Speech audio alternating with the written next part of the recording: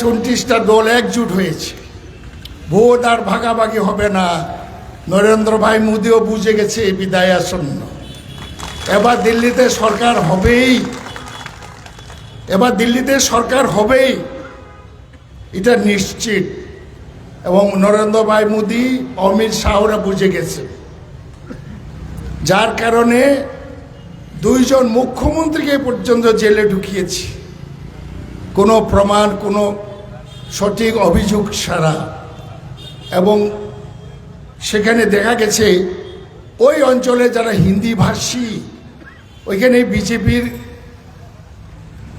প্রভাবটা বেশি ছিল। রামের নামে,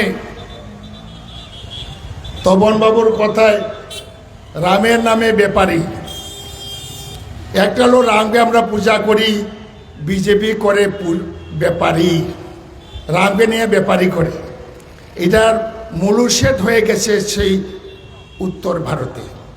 যাই হোক, আমি বিশ্বাস রাখি এই নির্বাচনে কেন্দ্রে বিজেপি সরকারের পতন হচ্ছে।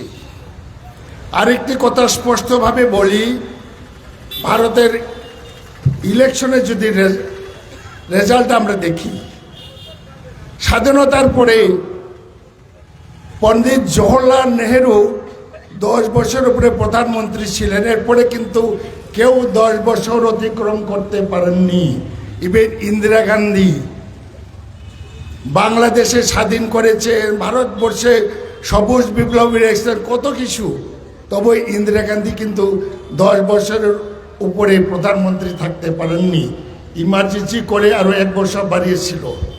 এরপরে রাজীব গান্ধী 401টা এমপি নিয়ে পার্লামেন্টে গিয়ে প্রধানমন্ত্রী হয়েছেন মাত্র 5 বছর। ডাক্তার মনমোহন সিং 10 বছর, এরপরে অন্যরা কেউ 4 বছর, 3 বছর। সুতরাং নরেন্দ্র ভাই মোদিকেও এবার যেতে হবে, 10 বছর হয়ে গেছে। এবং আমি যেহেতু এখানের এমএলএ, লোকাল সমস্যাও কিছু বলতে হয়। এখানে আমাদের প্রাক্তন মুখ্যমন্ত্রী মানিক সরকার মহোদয়ও উপস্থিত হয়েছেন। উনি যখন মুখ্যমন্ত্রী ছিলেন, উনি তৎপরতা চালিয়েছিলেন এখানে এয়ারপোর্টটা চালু করার জন্য, প্রপোজাল পাঠিয়েছিলেন। এবং কেন্দ্রে ডক্টর মনমোহন সিংয়ের প্রধানমন্ত্রীদের সরকার 100টা এয়ারপোর্ট মঞ্জুর করেছিল, এর মধ্যে কৈলাসহর অন্তর্ভুক্ত হয়। উনি চেষ্টা করেছিলেন এবং আমরাও এখানের মানুষ জমি দেওয়ার জন্য তৈরি ছিলাম, কিন্তু বিজেপি সরকার আসার পর এটা বন্ধ হয়ে গেছে। আমি বিশ্বাস রাখি কেন্দ্রের সরকার হলেই এই এয়ারপোর্ট চালু করার জন্য আমরা ব্যবস্থা করব। দ্বিতীয় রেলওয়ে অনেকদিন ধরে আমরা দাবি করেছি, দ্বিতীয় রেলওয়ে যদি চালু করতে নাও পারে, কৈলাসহর পর্যন্ত রেল চালু করতে হবে। এবং আমরা গুয়াহাটিতেও গিয়েছিলাম, আমি নিজেও ধর্নায় বসেছিলাম এবং ওরা বলছে ইয়েস, যুক্তি আছে। ভারতবর্ষে যত রাজ্যে রেল আছে প্রত্যেকটা জেলা হেডকোয়ার্টারে অন্তর্ভুক্ত হয়েছে, এক্সেপ্ট কৈলাসহর। এটা যুক্তি রয়েছে, এটার জন্য আমরা লড়াই করব। আরেকটা কথা বলবো, ছোট্ট জেলা ঊনকোটি, 2টা মহকুমা নিয়ে এককালে শাহমনো পর্যন্ত কৈলাসহর মহকুমায় বিস্তৃত ছিল। ডিএম অফিস হয়েছে, এসপি অফিস হয়েছে। এই সরকার আবার ডিএম অফিস এবং এসপি অফিসকে দূরে সরানোর জন্য চক্রান্ত করছে। এই শহরে যতগুলো সরকারি অফিস আছে এটাও নিয়ে যাওয়ার জন্য চক্রান্ত হচ্ছে। কিছুদিন আগে একটা মন্ত্রী স্টেটমেন্ট আপনারা দেখেন, এটার বিরুদ্ধে আমাদের গর্জে উঠতে হবে, ঠিক আছে তো আপনারা? এবং একটা ব্যাপার, এবারে যে ইলেকশনটা খুব একটা মজার বিষয়। বিজেপি, আমি এই কারণে ত্রিপুরা যে মহারাজা প্রদ্যুৎ কিশোর দেববর্মাকে অসংখ্য প্রশংসা করি। কারণ বাংলা একটা প্রবাদ আছে না, 1 ঢিলে 2 পাখি মারা হয়। উনি এমন একটা চাল করেছেন, 2টা এমপি কুপেকাত হয়ে গেল বিজেপির। রেবতী ত্রিপুরা বর্তমান MP kite, Pratima Bhowmik MP এবং কেন্দ্রের প্রতিনিধি কাইট, এটা প্রদ্যুৎ দেববর্মার চক্রান্ত বলবো না, ওনার পলিসিতে 2টা এমপি কাইট হয়ে গেছে, যারা প্রাচীন বিজেপি, যারা বুকে হাত দিয়ে বলতো আমরা দুর্দিনের বিজেপি। এখন দুর্দিনের বিজেপি কোনো দাম আছে? এখানে যে দাঁড়িয়েছে প্রদ্যুৎ কিশোর দেববর্মনের বহিন, যে কেউ হইতে পারে। সিম্বলটা কি? সিম্বল পদ্মফুল, ভিতরে বসে আছে কেউটে সাপ।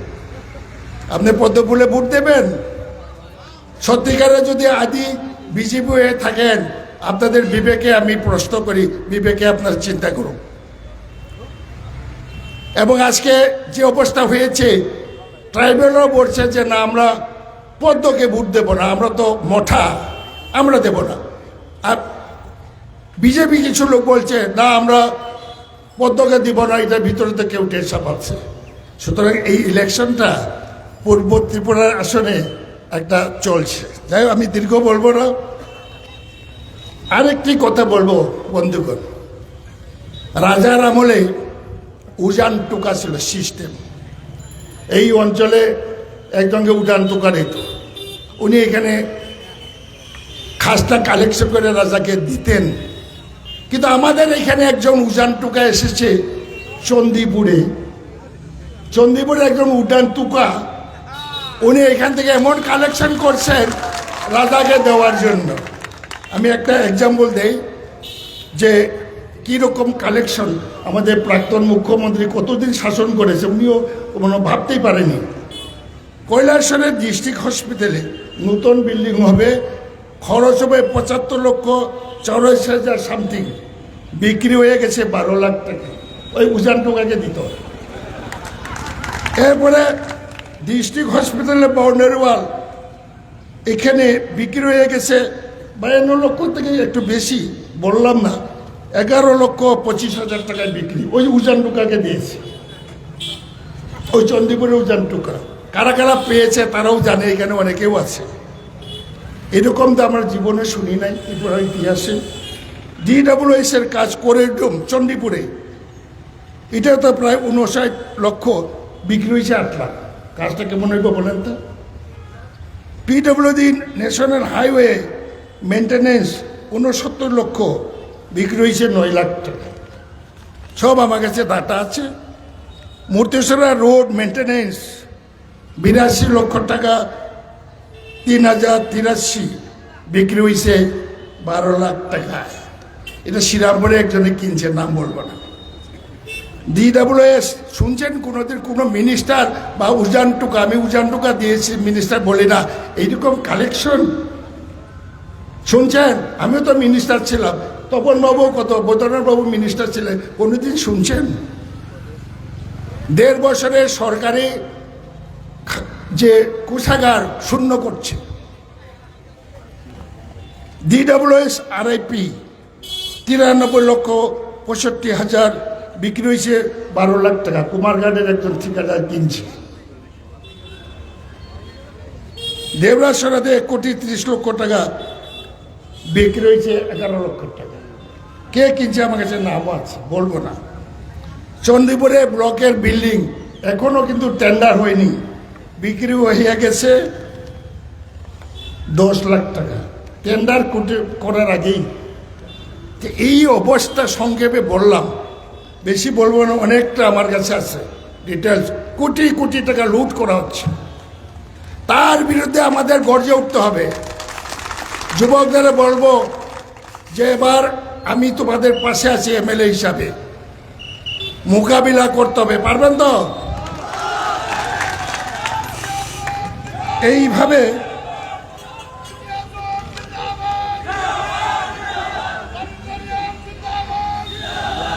অনেক, আমি আর বলবো না, অনেক কিছু আছে। এইভাবে প্রত্যেকটা টেন্ডার, এই তো 1 সপ্তাহ আগে 2টা টেন্ডার হয়েছে, এখনো হয়নি। 2টা ওয়ার্ক স্যাংশন হয়েছে, 25 লাখ উজান টোকাকে দিয়ে এসেছে। বুঝেননি উজান টোকা আমি কি বুঝতেছি? রাজার আমলে একটা এরিয়াতে জমিদার না উজান টোকা বলতো আর কি। এই অবস্থা, আপনারা বিচার করবে কারে ভোট দেবেন। এবং কেন্দ্রের সরকারে আসার পর প্রত্যেকটাতে আমরা তদন্ত করাবো, প্রত্যেকটা তদন্ত করব। আর যারা বাইক বাহিনী, হেলমেট বাহিনী, এরা কিছু পায় না, পায়নি কোন তো সব উজান টুকার পকেটে চলে গেছে। যারা বাইক বাহিনী গুন্ডামি সন্ডামি করেছে ওরা তো কিছু পাচ্ছে না। এখানে তো 3-4 গ্রুপ হয়েছে বিজেপির মধ্যে, কেউ পাচ্ছে না। আমার সঙ্গে যোগাযোগ হয়। যাই হোক, আমি দীর্ঘ বলবো না, এইটুকুই বলতে চাই বন্ধুগণ,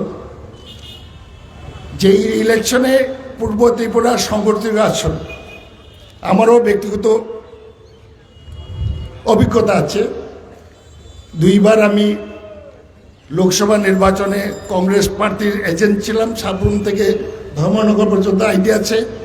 যা খবর পেয়েছি, পাহাড়ি বাঙালি সব জাতের মানুষ তৈরি আছে রাজেন্দ্র রিয়াকে জয়যুক্ত করার জন্য। এবং আমাদের এই কৈলাসহর চণ্ডীপুর থেকে, এই ডিস্ট্রিক্ট থেকে আমরা রেকর্ড ভোট চাই। কৈলাসহর কেন্দ্র থেকে রেকর্ড হবে তো? ঠিক আছে, আমি দীর্ঘ বলছি না, যেহেতু এখানে আমাদের প্রধান অতিথি, প্রধান বক্তা উপস্থিত হয়েই আছেন, ওনার মুখ থেকে আমরা শুনব। আমি বিশ্বাস রাখি এই নির্বাচনে আমরা অবশ্যই জিতব এবং কেন্দ্রের সরকার হবেই। এটা আপনারা মনে মধ্যে নিয়ে যান। ত্রিপুরা কি হইব জানি না, কিন্তু দিল্লিতে সরকার হচ্ছে। এই যে পার্সেন্টেজ দিলাম সব এক হয়ে গেছে। আর দিল্লি সরকার হইলে আয়েরাম গয়ারাম পার্টি থাকবো নি?